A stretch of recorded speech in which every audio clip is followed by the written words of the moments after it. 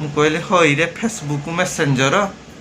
ତୋତେ ମେସେଜ କ'ଣ ପାଇଁ କରିବା ପାଇଁ ରଖାଯାଇଛି। ମୁଁ ନିଜେ ନିଜେ ଭାଇ ମନେ ମନେ ଭାବିଲି ବୁଝିଲ। ମୁଁ କହିଲି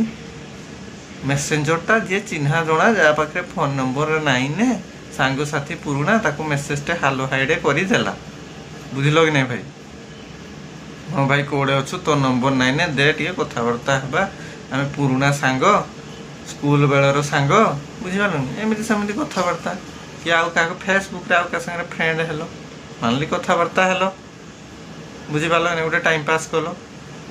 କାମ ଧନ୍ଦା ତ କିଛି ନାହିଁ ଟାଇମ୍ ପାସ୍ କଲେ ନାଇଁ କି ତାପରେ ପଇସା ମାଗିବ ତମେ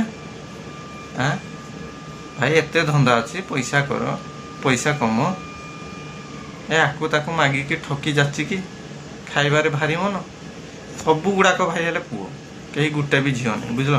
ଯେତେ ସବୁ ଆଇଡି ଦେଖୁଛ ଯିଏ ତୁମକୁ ପଇସା ମାଗୁଛି ଡାଇରେକ୍ଟ ସାଇବର ପୋଲିସରେ ଦିଅ ହେଲା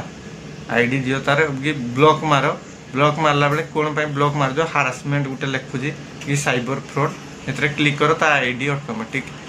2-3-4 ଜଣ ରିପୋର୍ଟ ମାରିଲେ ଅଟୋମେଟିକ୍ ବ୍ଲକ୍ ହେଇଯିବ।